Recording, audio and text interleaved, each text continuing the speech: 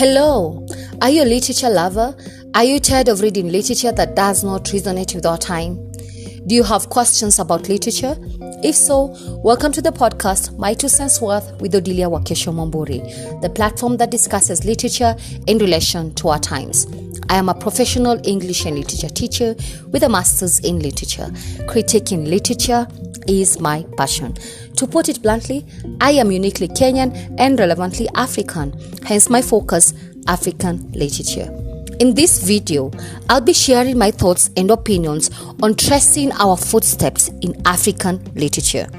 Basically, they are known as phases of African literature, but I've coined the word footsteps. Please listen till the end, you'll definitely have food for thought. Let us settle in.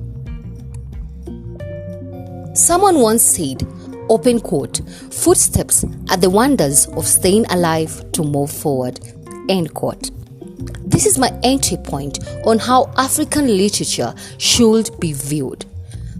Is there anyone out here who sounds like he or she is tired of being heard talking what naysayers say about African literature?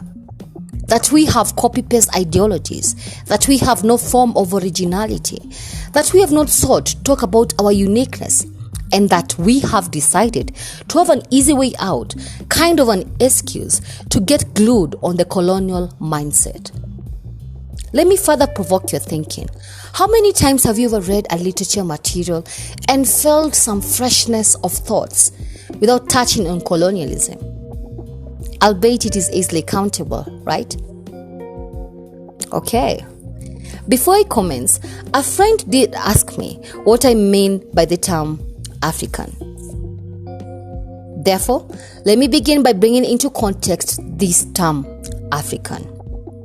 Yes, the term African is predisposed as a Eurocentric notion that operates on the premises that the continent Africa is homogeneous.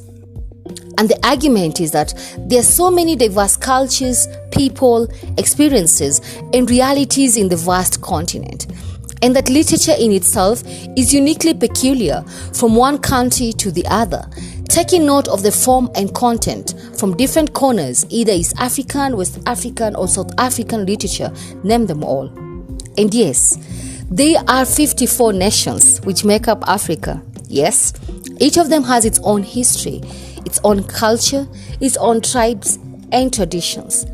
But that being said, there are also commonalities shared by literature which comes from the continent as a whole.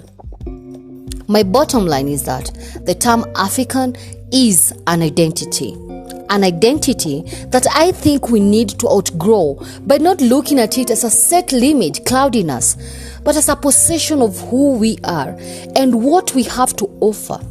Though individually unique, but collectively tied together on the parameters of our rich traditions, our experiences, our nationhood, and many others. However, to make the terms African and African literature more definite, please revisit my episode 1 on the preamble of the podcast. On matters tracing our footsteps in African literature, allow me to quickly paraphrase by putting a bit of flesh on some of the literary periods in Africa. The first footstep is the precolonial period. This is long before any cultural contact with Europe, where cultural elements and artistic expressions best exemplified Africa. The core roots of African traditions were the integral part of what described early Africa. And what was known to us was oral literature. Oral literature such as myths, legends, rites of passage, rituals, folk celebrations, all these externalized the beliefs, the passions, and interrelated activities that preoccupied any given group in early Africa. This literature incorporated past happenings hidden in proverbs, riddles, tales, taboos, and superstitions. To further enlighten you on this period, if majorly interested in pre-colonial Africa, grab a copy of the text Pre-Colonial Black Africa by Sheikh Anta Diop. Allow me to stop there. In the next video, I'll talk about the second footstep and the third footstep, colonial and post-colonial period. Kindly subscribe and share this podcast with your family and friends. Thank you and see you next Saturday.